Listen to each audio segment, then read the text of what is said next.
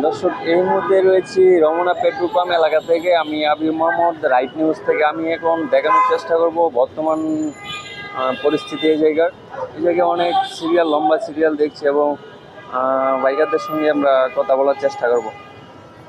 আসলে কি বলবো, আমরা তো ভুক্তভোগী জনগণ। এই 4.5 ঘন্টা পর তেলের পাম্পের কাছে আসছি। কালকের সিরিয়াল দিয়া টাস পাম্পে লাস্টের তেলই আমরা পাই নাই।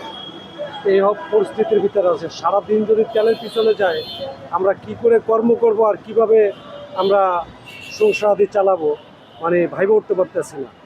জনগণ আসলে খুবই বিপদগ্রস্তভাবে আছে। সরকার কোনো পদক্ষেপ নিলে, কোনো ব্যবস্থা যদি জোরালোভাবে নেয়, তাহলে জনগণের জন্য একটু ভালো হবে।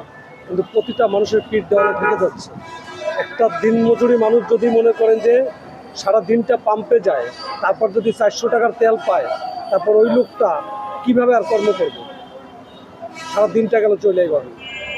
সরকার তো তেলের সংকট নাই বলছে, তারপরেও কেন তেলের সংকট নাহলে এই পরিস্থিতি হবে কেন?